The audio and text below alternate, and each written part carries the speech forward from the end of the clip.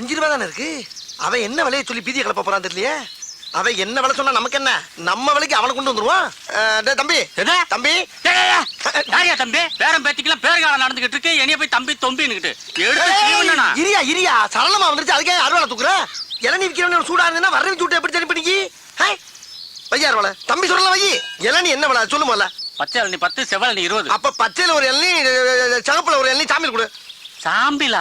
யோ இது என்ன அரிசி கடை நினைச்சியா? ஆஹா அரிசி கடைன்னு கரெக்டா சொல்றானே.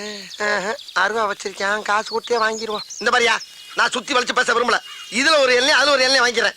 10 ரூபாய் இல்லையா 2 ரூபாயா போட்டுக்க, 20 ரூபாய் இல்லையா 3 ரூபாயா போட்டுக்க, 5 ரூபாய் கையில வாங்கிக்க. மரியாதையா போயிரு. என்ன நினைச்சுக்கிட்டு இருக்க? யார்கிட்ட பேசுறது தெரியுமா நீ? யார்கிட்ட பேசுறது தெரியுமாடா? 10 ஏக்கர் நிலத்துல 10 லட்சம் தண்ணியை உற்பத்தி பண்ணி நாடு பூரா சப்ளை பண்றவன் பேசிட்டு இருக்கா நீ? என்ன நினைச்சுக்கிட்டு இருக்க? கிணறு தண்ணி வேணான்னு வெளியே இறச்சி விட்டு கிணறு நிறைய இளநீ தண்ணியை புல்லா பண்ணி குடும்பமே